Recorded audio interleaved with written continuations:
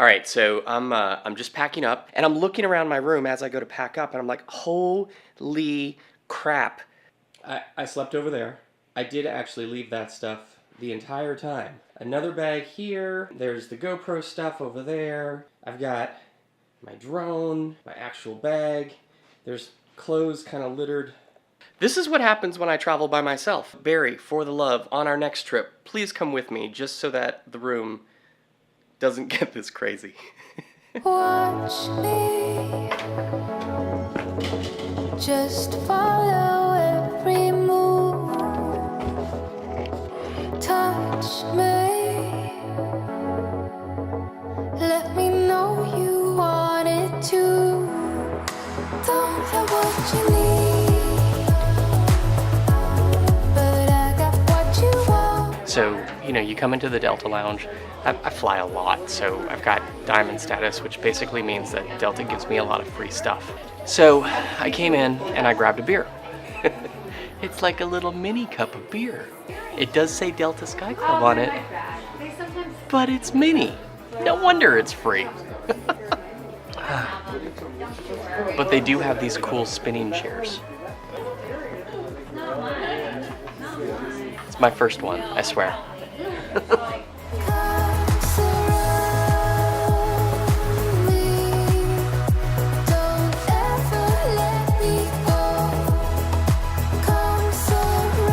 Alright, so I'm back from the desert. My lips are so dry. Ugh.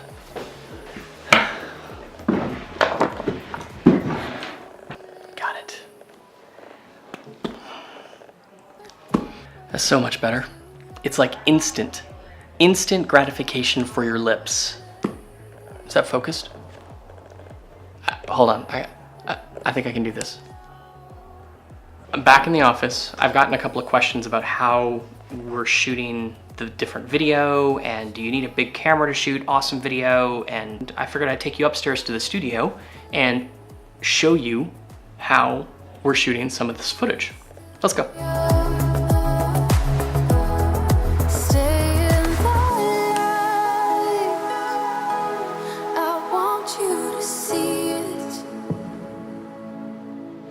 Just for tonight, I want to. Okay, so we're here in the studio. A lot of you have asked how I'm shooting some of these videos. And listen, some of it is shot with this thing. Not a lot, because that's a big kind of unwieldy beast. The vast majority of it right now is being shot on my phone. I do have a few GoPros, and then I have a few other things here and there that I shoot with, but I wanted to give you the basics. So you've got your iPhone, and you're doing kind of selfie mode, right? So I'm gonna turn on the camera, I'm gonna point it at myself.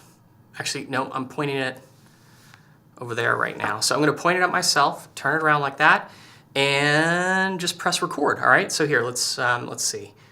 Hey everybody, Blue Melnick here, and this is a quick shot with my iPhone 10 on the front-facing camera. That's one way to do it. Another way that you could do it is you could turn it around the other way and shoot on the rear-facing camera. Now shooting with the back camera has a little bit more image stabilization, so that's good. Now next you may see I've got a variety of stuff on the table. And what we're looking at here are some of the mounts that I use when I'm out and about. And I'll show you the one that I like the most. It's called the GorillaPod Mobile. So you can see it's $100. And it looks like a little person. Doesn't that look like a little man? It has a slightly heavier duty grip thing, which is nice. It really tightens into place. It's made of more metal-y type materials, which I think is good. Feels a little bit more solid.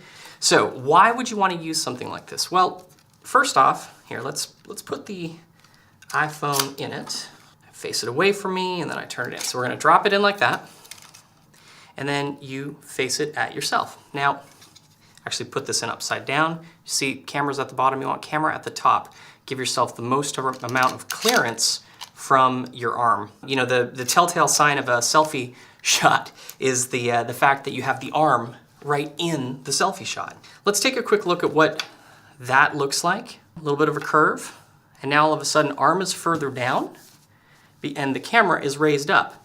So all of a sudden, the shot no longer quite has that quite the same selfie look. Now I am shooting with the Jobby remote. iPhone is elevated. When you record with a little bit of elevation, you're probably gonna have a little bit more stability as well, just because you can have your wrist be fairly sturdy, so small joints stay stiff, less vibrations, large joints are the ones that you actually move, right? Or even better, from your torso. Let's go one step further, because it's not just about picture quality. You also need good sound, right? This is a Shure lens hopper. It just sits right on top of your camera. Sits in that cold shoe mount. This needs a special Rode adapter that takes this stereo jack right here. And makes it into this stereo jack right here. This is called a TRS, this is called a TRRS. I don't know the difference, it doesn't matter. But that's what you need in order to plug it into this. So, microphone, plugs in to adapter. Adapter, plugs into another adapter. Good times. And then adapter plugs into phone. So now, this is cool because this is gonna sound even better. So check this out. Let's actually record a quick shot here. I am now recording with my iPhone 10 mounted on top of the Jobby remote, connected to the Shure lens hopper microphone. So now we've done a couple of things, right? We've taken that selfie remote, or that selfie look that you get when you're vlogging. You've raised it up a little bit away from your arm so it looks a little bit better. You've improved the quality of the video by using the back lens instead of the front lens. And then you've gone one step further and you've improved the quality of the audio by using an external microphone. Good audio is a little pricey. And you know, there are external lavs out there that are like 20, 30, 40, 50 bucks. I think the reality is you get what you pay for. One more thing and then this video will be over. Oh, and by the way, if you're at all interested in any of the gear that we're talking about, there are links in the description below. So click on those, you should be able to get right to it. So let's talk about slightly lower light situations, or in a situation where you have the light behind you and you have a lot of shadows around you. Sometimes an external light is a good idea. So I have a couple of lights here. So that's one, and that's the other. Now, they're both essentially the same. I love these. These are called the Lumimuse. The one you're looking at right now is the 3 LED version, and then they also have a 6 LED version and an 8 LED version. They have a couple different ways to mount. They can mount on the cold shoe adapter using the little stand that they come with, or you can also use the thread, which is actually what I'm gonna do. So now what we're gonna do is I'm gonna take this, I'm gonna walk over into the corner where I know the shadow is not great, because not the entire studio is lit, just the part where I'm standing. And then we'll shoot a quick video with the light off, and then we'll shoot a really quick video with the light on so you see the difference. All right, so here's a quick shot. There should be a little bit of shadows on this side of my face because that's where the light is brightest, because the studio's right there. And then not so great over here. So what we're gonna do now is turn on the light. All right, so that's a little bit bright, but it helps to fill in the other side of my face. I am using right now, this is the 8. So you should have a good amount of light on my face. It should look a lot better than it did a couple of seconds ago.